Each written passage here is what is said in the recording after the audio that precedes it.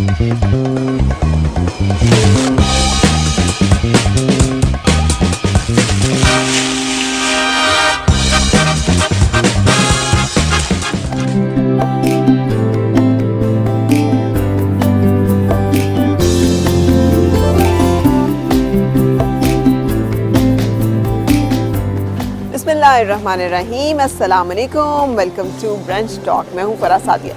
कराची में बहुत सारे जहाँ हमें हैरान कुन चीज़ें देखने को मिलती हैं, जिसमें ट्रैफिक है, जिसमें और बहुत सारे लोगों से मुलाकात है, क्योंकि बड़ा शहर है। वहाँ पर ऐसी शख्सियात भी हैं कि जिन्हें कहना चाहिए कि वो बड़ी नायाब हैं और बड़े खूबसूरत लोग हैं। अब आज हम जिस शख्सियत से मिलने जा रहे हैं ब्रंच टॉक में, वो उनकी सरपरस्ती में कायम हुआ अल मुस्तफ़ा ट्रस्ट सोसाइटी जो है, वो इस वक्त पूरी दुनिया में, ख़ास तौर पे पाकिस्तान में बहुत सा काम वेलफेयर का वो कर रहे हैं। 40 से ज़्यादा अस्पताल हैं, बहुत सारे स्कूल्स हैं, बहुत सारे और ऐसे फलाई काम हैं जो कि इस ट्रस्ट के तहत जो है वो किए जाते हैं। और सिर्फ यही नहीं, 3 मरतबा जो है वो इस इलाके से मेंबर नेशनल असम्बली भी हो चुके हैं और वफाकी वज़ीर रह चुके हैं। पेट्रोलियम, कुदरती वसाइल, ओवरसीज़ पाकिस्तानी समेत बहुत सारी अहम वजारतें जो हैं वो इनके सपोर्ट रही और उन्होंने बड़े अहम काम किए हैं अपनी वजारत में। वज़ार कायद जो है, उससे मुल्हिका जो इलाका था उसको बाग बनाने का जो एक सिलसिला और फिर उसकी इनाग्रेशन करवाना और फिर कायद आज़म के नवादरात जो कि 40 साल से डंप हुए हुए थे, किसी जगह पड़े हुए थे, वो भी उसके लिए भी कायद आज़म म्यूज़ियम जो है वो बनवाना, ये तमाम वो काम हैं जो कि उन्होंने किए हुए हैं। सो आज हम मिलने जा रहे हैं हाजी हनीफ तैयब साहब से। आइए मिलते हैं उनसे और गुफ्तगू करते हैं।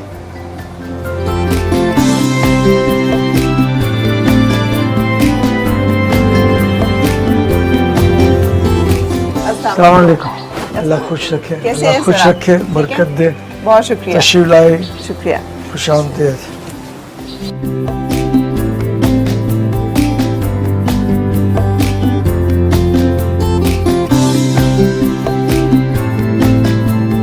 मोहम्मद हनीफ तैयब साहब से जानना चाहेंगे बचपन के बारे में और आपकी ज़िंदगी के बारे में। और उससे पहले ये बता दीजिए कि सोच भी नहीं सकते हम कि 2 मरतबा वफाकी वज़ीर और मतलब वजारतें भी वो जो कि कुदरती वसाइल एंड पेट्रोलियम और फिर उसके साथ साथ माहौलियात और फिर overseas Pakistani and labour and man power, बड़ी ताकतवर मिनिस्ट्रीज़ कि उसका वज़ीर जो है वो एक छोटे से फ्लैट में मुमकिन होंगे। ये क्यों? लोग इलेक्ट होते हैं तो हमें सिर्फ अमानतदारी और सदाकत के साथ ही ज़िंदगी गुजारनी होती है। कोई वज़ीर अगर दियानतदारी से मुल्क की खिदमत करना चाहे तो वो अरबपति करोड़पति नहीं बन सकता। अच्छा। तो अल्लाह की तौफीक से मैंने शिप के दौरान भी, मैं कराची से वैसे काउंसलर भी रहा हूँ, काउंसलरशिप के दौरान भी, और इसके बाद जो मिनिस्ट्रीज़ मेरे पास रहीं उनके दौरान भी अल्लाह की तौफीक ने दामन को साफ उजला रखने की तौफीक दी और एक सिंगल पैनी का करप्शन की कोई बात मुझसे मंसूब न की जा सकती है, न की गई है, न की जाएगी। तो बच्चों ने कभी सवाल किया हो, कभी घर वालों ने, कि देखिए लोग भी तो बहती गंगा से हाथ धोते हैं, तो ये तो ज़माना की रिवायत है, आप भी चलें थोड़ा बहुत ही सही। चलो, बच्चे तो जब ऑब्जेक्शन करेंगे, दोस्त अहबाब भी कहते हैं। अच्छा। फेडरल मिनिस्टर मौजूदा जो कराची में मुझसे मिलने आते हैं तो कहते हैं कि आप पेट्रोलियम मिनिस्टर रहे जी, तो आप इस फ्लैट में रहते हैं। मैंने कहा पुरसुकून और इज्जत वाली जिंदगी गुजार रहा हूँ। दौलत कोई चीज़ नहीं है। अल्हम्दुलिल्लाह मैं 55 मिनट खाना काबा के अंदर जाकर खाना काबा को गुस्ल दे चुका हूँ। आधे घंटे रोज़े रसूल सल्लल्लाहु अलैहि वसल्लम का दरवाज़ा खुला और मैं अंदर गया। तो ये जो नेमतें और सादतें हैं, ये ज़ाहिर है कि माल से तो हासिल नहीं हो सकती। ये उस वक्त हुआ जब आप वफाकी वज़ीर थे? वफाकी वज़ीर था। ठीक है। तो ये भी आपने साथ, अच्छा, ये जो आपका एक इश्क़ मुस्तफ़ा सल्लल्लाहु अलैहि वसल्लम जो एक आपकी एक ये जो रूहानी अकीदत का एक बड़ा मजबूत सिलसिला और वास्ता है, इसके बारे में बताइएगा। दरअसल इस्लाम ने तो हमें पहले से समझाया। खुद नबी ने फरमाया, हज़रत उमर रज़ी अल्लाह तआला से पूछा कि उमर तुम सबसे ज़्यादा किसको चाहते हो? तो उन्होंने फरमाया कि मैं अपनी जान के अलावा सबसे ज़्यादा आपको चाहता हूँ। तो हुज़ूर ने फरमाया तुम फिर मुसलमान पक्के नहीं हुए। तो क्या होना चाहिए? बोला अपनी जान से भी ज़्यादा मुझे चाहोगे तो। हज़रत उमर ने उसी वक्त अर्ज़ किया کہ یا رسول اللہ اب آپ میری جان سے بھی زیادہ مجھے پیارے ہیں. تو اسلام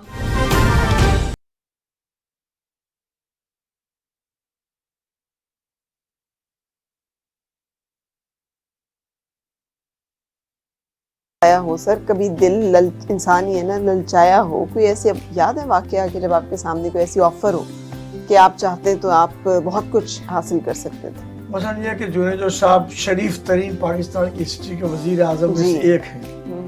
انہوں نے مجھے کہا کہ حاجی صاحب آپ اسلام آباد میں پلاٹ لے لیں. میں نے کہا نہیں میں نہیں لوں گا. بولا آپ کے بچوں کا حق ہے آپ لے لیں. میں نے کہا انشاءاللہ بچوں کا بھی رازق اللہ ہے. تو میں نے نہیں لیا.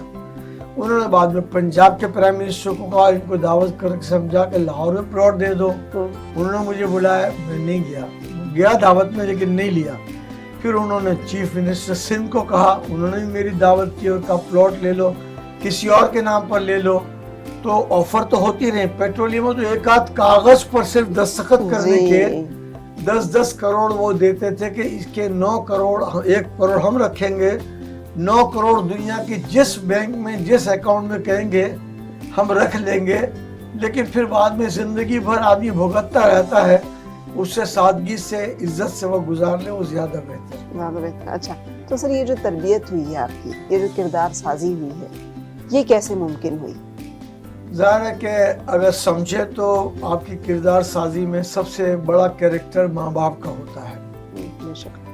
اور میرے والد تو میں 9ویں کلاس میں تھا تو انتقال کر گئے تھے. تو میری والدہ نے میرا والد کے طور پر اور والدہ کے طور پر بھی کردار سازی انہوں نے کی. اچھا جو آپ نے کارنامے کیے ہیں وہ بڑے کمال ہیں.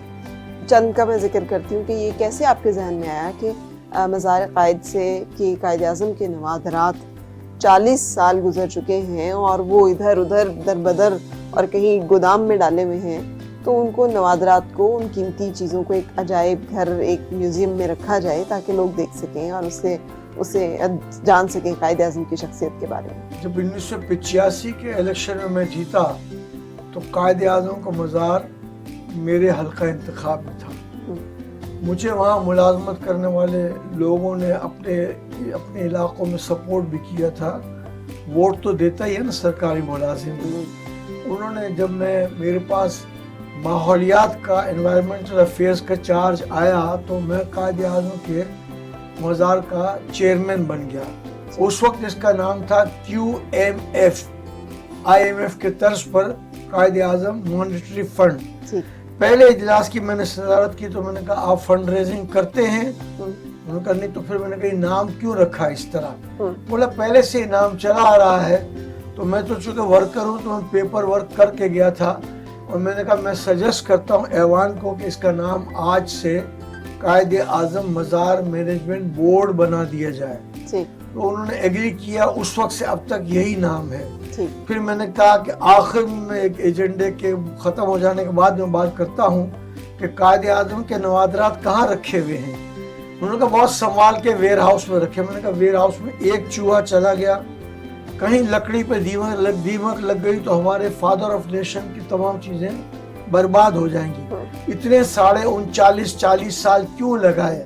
تو انہوں نے جواب دیا کہ کسی زمانے میں پاس ہوا تھا کہ جاپان سے کوئی ماہرین آئیں گے وہ میوزیم بنائیں گے.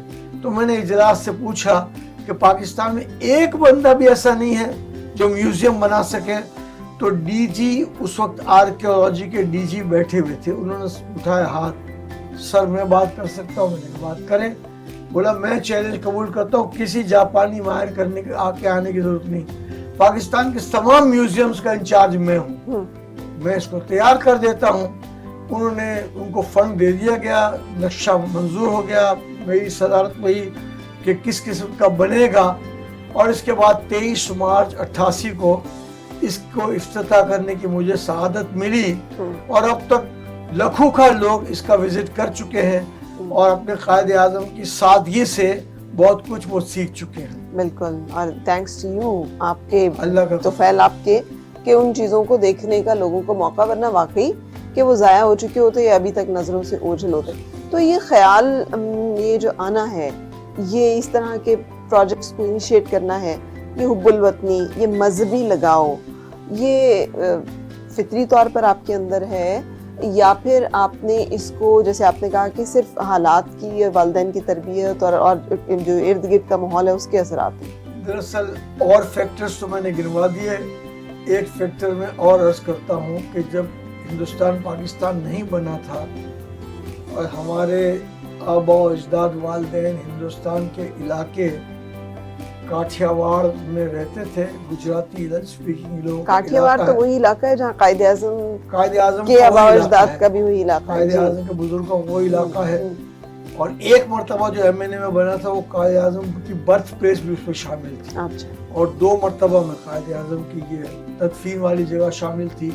تو یہ ہمارے نانا جان حاجی عبدالغنی اور ان کے بھائی حاجی عبدالکریم عمرہ کرنے کے لیے گئے, حج کرنے کے لیے گئے. اس وقت سونا اور پیٹرول 2 چیزیں سعودی عرب میں دریافت نہیں ہوئی تھی. اچھا. تو بہت غربت تھی. تو مسجد نبوی کے بالکل سامنے جو ہے وہ ان دونوں بھائیوں نے زمین خرید کر یتیم خانہ بنایا. اور وہ تصور خاندان میں تذکرتاً سب جگہ آتا جاتا رہتا تھا. تو اس لیے خیال تھا کہ کوئی کام بھلائی کا فلاح کا کرنا ہے, اور یہ المصطفیٰ بھی اسی سلسلے کی ایک کڑی ہے. تو انہوں نے بنایا. بزرگوں نے آ کر 2 بزرگ تھے, انہوں نے افتتاح کیا. افتتاح کے بعد جو ہے انہوں نے کہا کہ یہ مسجد نبوی کی جب توسیع ہوگی تو یتیم خانہ رکاوٹ بنے گا. تو آپ ایسا کریں, ایک وقف ڈیڈ آپ سائن کر دیں کہ جب بھی مسجد نبوی کی توسیع ہو تو یہ یتیم خانہ توڑ دیا جائے اور اس کی جگہ ہماری طرف سے مسجد نبوی میں شامل کر دی جائے. تو وہ شامل کر دی گئی. پھر سعودی حکومت نے جو ہے وہ 10% کا لاکھوں ریال کا ایک چیک بھیجا میری والدہ اور ان کے 5 بھائی بہنوں 6 کے لیے.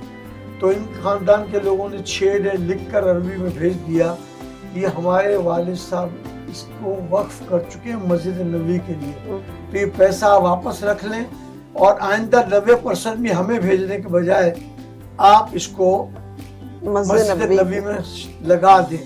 اب میں جب بھی عمرہ کرنے جاتا ہوں تو جہاں یتیم خانہ تھا وہاں جو 8-10 قالین ہیں اس میں بہت دیر بیٹھتا ہوں اور اپنے بزرگوں کو یاد کرتا ہوں کہ ان کی صحبت, تربیت, ان کے کردار اور عمل سے کچھ تھوڑی بہت ہمیں بھی اللہ تعالیٰ نے خدمت کی توفیق عطا فرمائی. اچھا, تو جب آپ دیکھتے ہیں حالات ملک کے لوگوں کی اور جو داستانیں سنتے ہیں تو پھر کیا محسوس کرتے ہیں؟ دکھ تو بہت ہوتا ہے.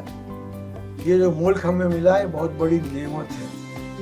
اگر یہ ملک پاکستان نہ بنتا تو میں فیڈرل منسٹر تو کیا کونسلر بھی نہیں بن سکتا تھا. آپ نے پاکستان بنتے دیکھا ہے, اس کے حوالے سے کوئی یاد ہے؟ میں پاکستان بنتے وقت میرے جسم کی تشکیل مدینہ منورہ میں ہو رہی تھی.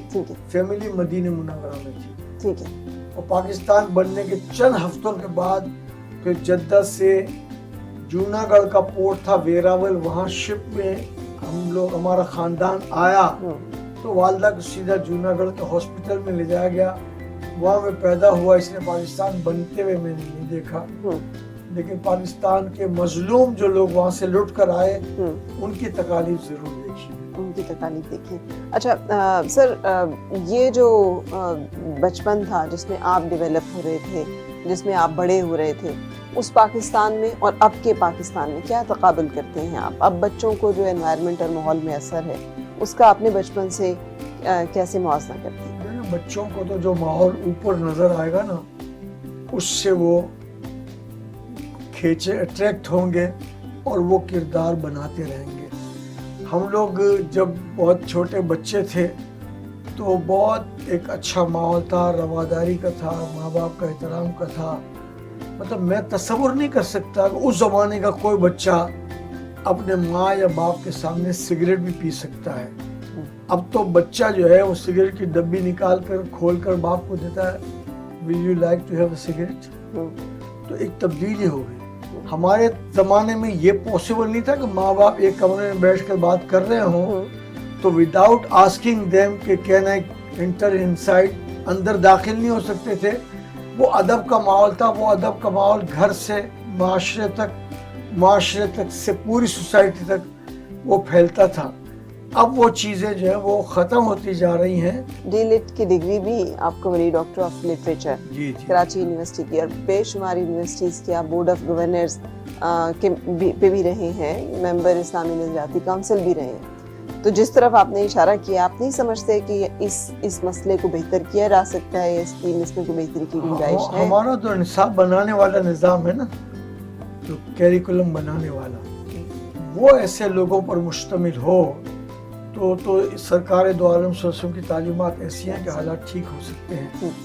میں اس وقت do university of health sciences کی سینڈیکیٹ کا ممبر ہوں, جبکہ میں ایڈمیشن کے لیے جب لائن میں کھڑا تھا تو اس وقت 37 میرٹ پر داخلے ہوتے تھے اور I was 38, تو میں اس کالج میں ایڈمیشن سے رہ گیا تھا.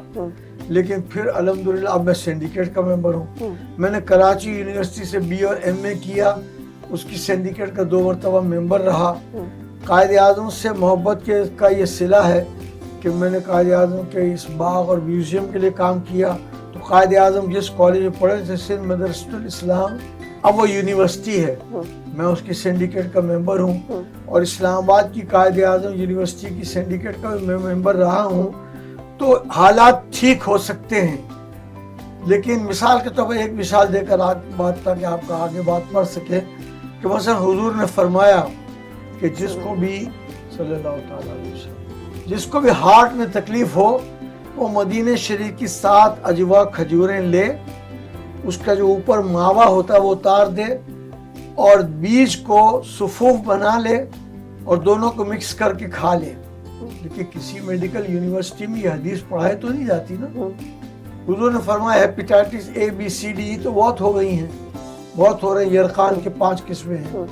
حضور نے فرمایا جس گھر میں کھجور متواتر کھائی جائے گی اس گھر میں جو ہے وہ یرقان کی بیماری داخل نہیں ہوگی. لیکن ہم یہ چیز پڑھاتے نہیں ہیں, تو اس لیے اگر حکومت ارادہ کر لے کہ اس کو ہم کو ٹھیک کرنا ہے تو سارے معاملے کو ٹھیک کرنے کے لیے ساری رہنمائی موجود ہے ہمارے. بالکل سے ہم چاہیں گے کہ آپ کی فیملی سے بھی ملیں, ان سے بھی گفتگو جو وہ کر سکیں.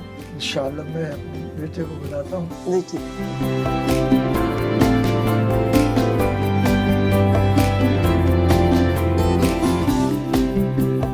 اچھا سر, تعارف کرائیے گا بچوں کا. میرے بیٹے ہیں حافظ احمد رضا, اچھا, اور اکلوتے ماشاءاللہ بیٹے. اکلوتے بیٹے ہیں, اور 8 گھنٹے 10 گھنٹے المصطفیٰ کے کام چلانے میں مدد کرتے ہیں آنرری طور پر. ٹھیک ہے. ان کی بیٹی ہیں آمنہ, یہ ماشاءاللہ پڑھ بھی رہی ہیں اسکول میں اور حفظ بھی کر رہی ہیں. ان کے برابر میں جو ہے وہ عثمان رضا ہیں, یہ پڑھ بھی رہے ہیں, حفظ بھی کر رہے ہیں. اچھا ماشاءاللہ. اور یہ 12 ربیع الاول کو پیدا ہوئے تھے تو اس لیے ان کا نام مصطفیٰ رضا رکھا ہے. یہ پڑھ بھی رہے ہیں اور حفظ بھی کر رہے ہیں. اچھا ماشاءاللہ. اچھا تو اگر آنرری کرتے ہیں آپ کام تو پھر کیسے گزر بسر کیسے ہوتی؟ میرا بزنس الگ ہے, جو کیا نہیں کہ پرنٹنگ اینڈ پبلشنگ کا بزنس ہے پارٹنرشپ میں. وہ پارٹنرز ہیں, وہ بھی دیکھتے ہیں, تھوڑا بہت جو ٹائم مجھ سے ممکن ہوتا ہے میں بھی دے دیتا ہوں. ٹھیک ہے. اور پھر المصطفیٰ چونکہ ایک بڑا سیٹ اپ ہے, اس کی معاملات دیکھنے پڑتے ہیں, اور ذمہ داری میرے اوپر زیادہ ہے جنرل سیکرٹری, تو مجھے وہاں تھوڑا سا ٹائم دینا پڑتا ہے. آپ پیٹرن ان چیف ہیں اور آپ جنرل سیکرٹری ہیں المصطفیٰ ویلفیئر سوسائٹی کے. جی. اس سوسائٹی کے تحت 40 ہسپتال جو ہیں پورے ملک میں اس وقت کام کر رہے ہیں. ہمارے جی 5 ہاسپٹلز ہمارے کام کر رہے ہیں, 35 کے قریب کلینکس ہیں, تو آل ٹوگیدر 40 ہو جاتے ہیں. 40 ہو جاتے ہیں. تو اور سکولز ہیں ہمارے 15 اسکول کام کر رہے ہیں, ایک گرلز کالج ہے, آرفنیج ہے, سینئر سٹیزن ہومز ہیں, اسکل ڈیولپمنٹ سینٹرز ہیں. ٹھیک ہے. اور یہ سلسلہ پورے ملک میں پھیلا ہوا ہے؟ جی پورے ملک میں. اور اس کے لیے ڈونیشن دیتے ہیں لوگ؟ جی بالکل. اور ڈونیشن کے اوپر یہ سارا لوکل ڈونرز بھی ہیں ہمارے, جو کارپوریٹ آرگنائزیشنز جو ہیں پاکستان میں وہ بھی کنٹریبیوٹ کرتی ہیں. ٹھیک ہے. پھر انٹرنیشنل جو NGOز ہیں وہ بھی ہمارے ساتھ کولیبریشن پارٹنر کے طور پہ پروجیکٹ میں مختلف پروجیکٹس میں کام کرتے ہیں. ٹھیک ہے. تو مطلب سمجھے کہ مختلف قسم کی کنٹریبیوشن سے یہ ادارہ چل رہا ہے. ٹھیک ہے. میں نے پوچھا تھا حاجی صاحب سے کہ آپ کے بچوں نے کبھی نہیں کہا کہ جناب آپ نے خود تو چلیں جب گزارنی زندگی گزار لی, ہمارے لیے ہی کچھ بنا لیا ہوتا, باقی لوگ جو ہیں وہ بھی تو آخر اتنا کچھ سمیٹتے ہیں, تو ہم پہ کیا مشکل تھا.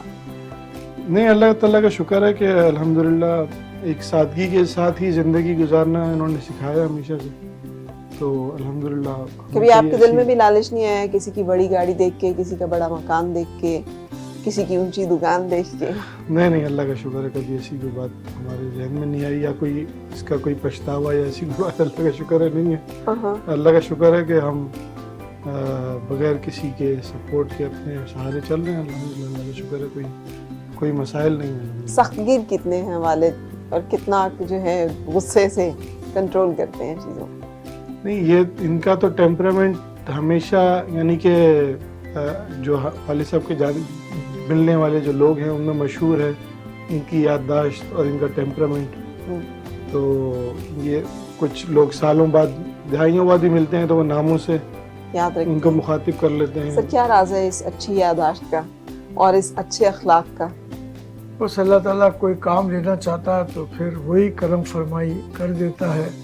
میں نے بچپن سے سوچا تھا کہ اگر کارکن کو اس کے نام سے پکارا جائے, اس کے ضلع یا علاقے سے پکارا جائے, یا وہ کام پڑھتا رہا وہاں سے پکارا جائے, تو اس کا کام کرنے کا جذبہ جو ہے وہ بڑھ جاتا ہے. تو اس لیے اس کو پریکٹس کی اور اللہ نے کرم کیا. بالکل صحیح.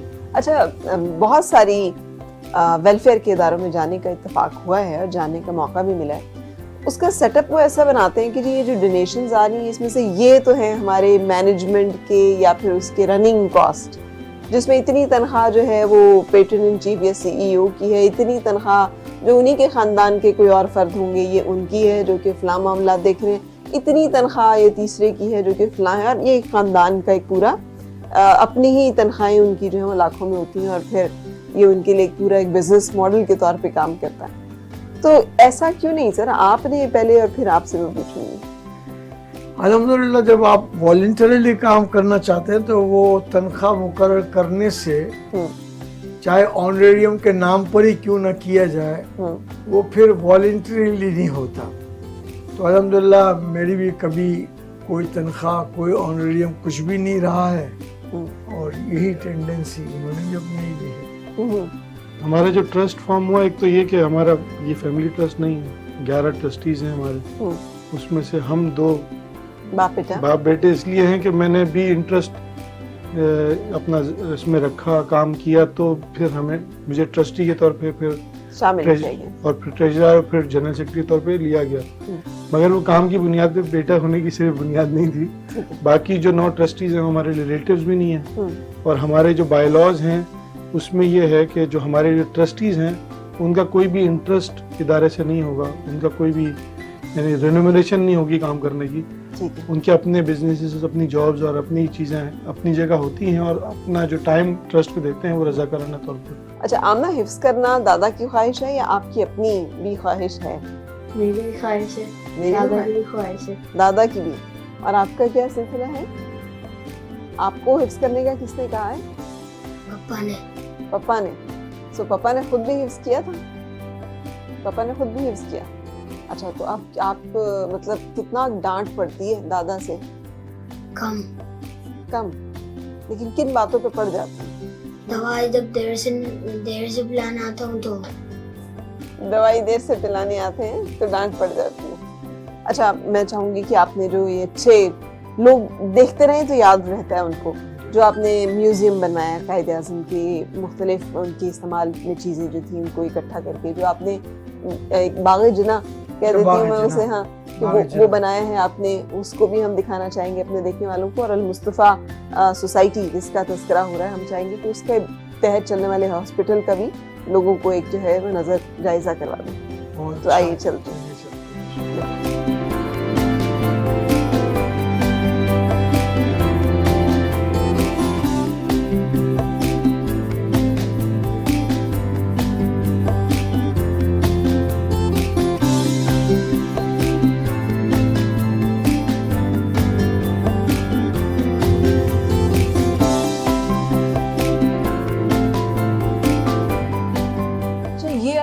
مصطفیٰ سوسائٹی کا میں تو بہت متاثر کن ہے. شہر کی بہت گنجان آباد علاقے میں اتنا بڑا ہسپتال میں دیکھ رہی تھی کورونا ٹیسٹ بھی فری ہو رہے ہیں, ٹی بی کی ادویات جو ہیں وہ بھی فری ہو رہی ہیں, ڈائلیسس فری ہے, ڈائلیسس فری ہیں, تھیلیسیمیا کے پیشنٹ کو بلڈ ٹرانسفیوژن کرنا ہوتا ہے وہ بھی فری ہے, اور یہ بچے جن کے کٹے تالو اور ہوتے ہیں آپریشن پورے پاکستان میں فری ہوتے ہیں المصطفیٰ کی طرف سے. المصطفیٰ کی طرف سے.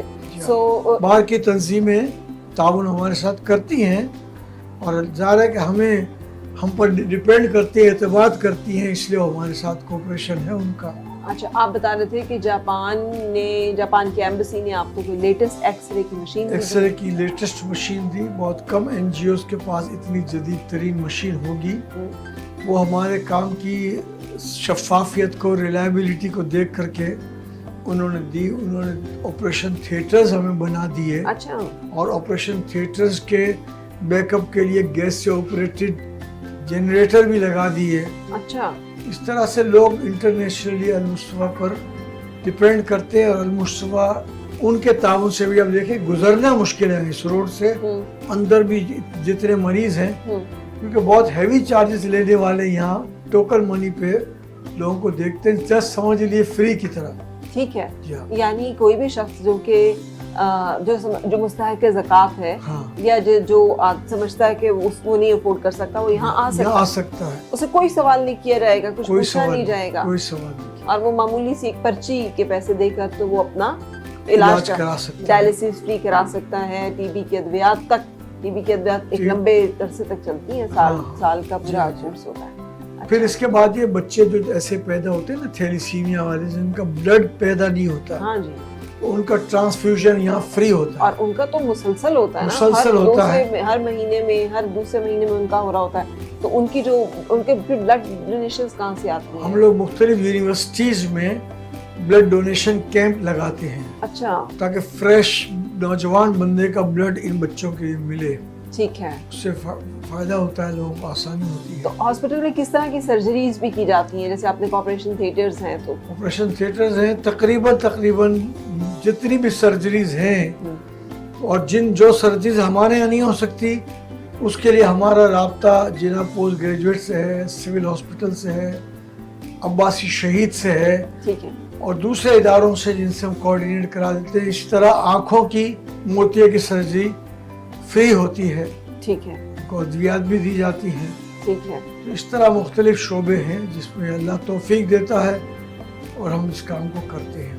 اور اس پورے ملک میں اس جیسے تقریباً 40 مراکز ہیں جس میں چھوٹے اور بڑے دونوں ٹائپ کے.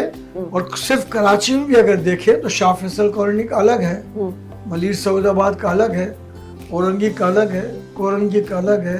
اس طرح سے سب جگہ کا ہے. یہ تو بہت بڑا ایڈمنسٹریٹو اس کا ورک ہوتا ہوگا. تو اللہ کا کرم ہے, شکر. تو یہ سب چیزیں فری آف کاسٹ, فی سبیل اللہ لوگ کام کر رہے ہیں, فی سبیل اللہ ہوتی ہیں, اور سارا کریڈٹ جاتا ہے دراصل کام کرنے والوں کو اور ڈونرز کو بھی, کہ وہ ڈونرز ڈونیشن دیتے ہیں. کیسے ڈونیشن دیتے ہیں لوگ آ کے؟ مطلب کوئی اکاؤنٹ ہے جس میں اکاؤنٹ بھی ہم لوگ ان کا اکاؤنٹ نمبر بھی بھیجتے ہیں, آن لائن بھی وہ پیسہ ٹرانسفر کر سکتے ہیں.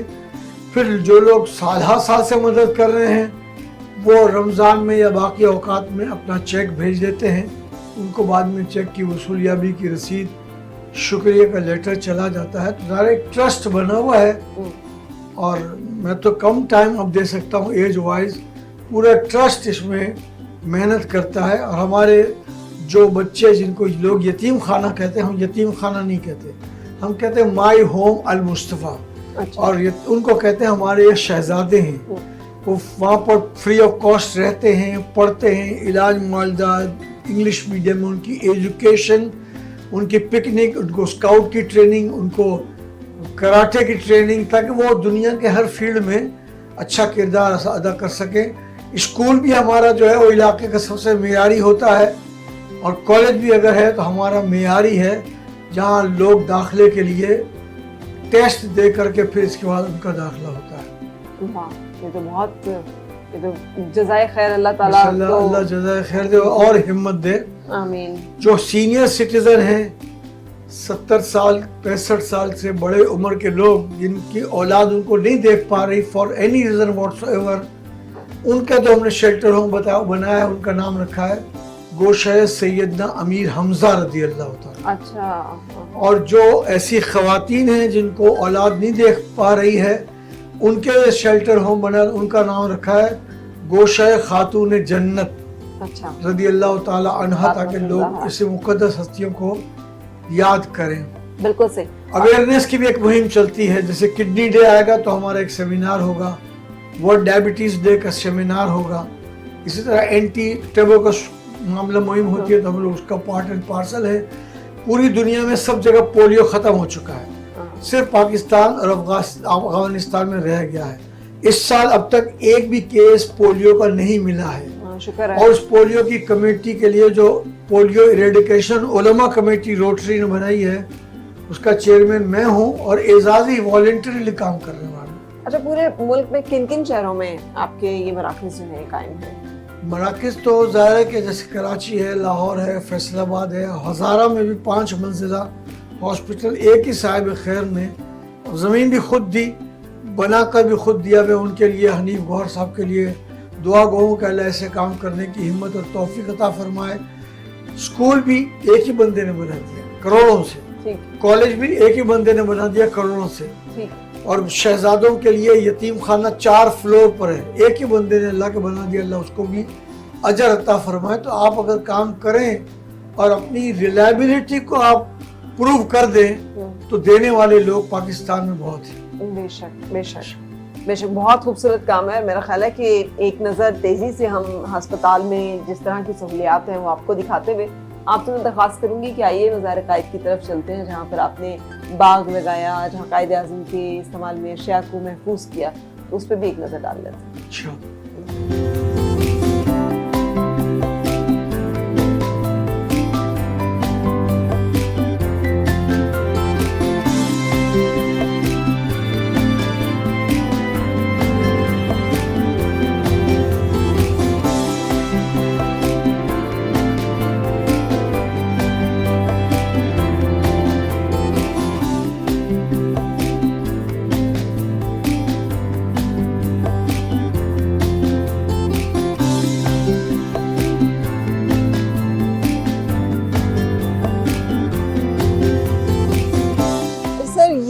जो सब्ज़ा और हरियाली है, बानी पाकिस्तान कायद आज़म मोहम्मद अली जिन्ना रहमतुल्लाह अलैह के मज़ार के इर्द गिर्द, ये आपके तोफ़ैल? अल्हम्दुलिल्लाह, अल्लाह तो तौफीक अता फरमाता है। यहाँ से मैंने इलेक्ट हुआ था, मोहम्मद खान जुनेजो को मैंने कहा कि सारा ये कई एकड़ की धूल मट्टी होती थी यहाँ, ये खाली मैदान था, धूल मट्टी पूरा दिन उड़ती रहती थी।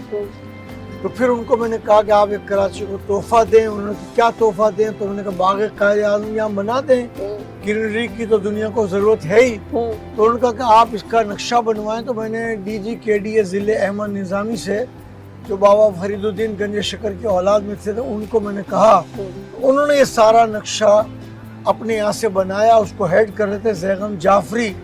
नक्शा बन गया, फिर मैंने जुनेजो साहब को यहाँ बुलाया, धूल मट्टी पर पहले एक दरी बिछाई गई, फिर कालीन, फिर सोफ़ा सेट वगैरह, उनके सामने प्रेजेंटेशन DG ने भी दी, मैंने भी दी। उन्होंने थोड़ी बहुत अमेंडमेंट के साथ मंजूरी की, फिर काबीना से मंजूरी ले ली गई, और अब आपके सामने कायद आज़म का बाग कायद आज़म ग्रीनरी वाला है। पाकिस्तान के किसी सिटी के सेंटर में इतना बड़ा खूबसूरत स्पॉट नहीं है जी, और बहुत खूबसूरत है। और सबसे ज़्यादा जिस शख्सियत ने हमें प्यारे वतन पाकिस्तान का तोहफा दिया, उनका मज़ार या उनकी आखिरी आरामगाह जो है वो इस काबिल है कि वो खूबसूरत हो, वो दीदनी हो, जो लोग सलाम के लिए आए, जो लोग फातिहा पढ़ने के लिए आए, तो उनको यहाँ पे आके एक सुकून का एहसास भी हो, कोई बैठने की जगह भी हो। तो ये तो बहुत थॉटफुलनेस।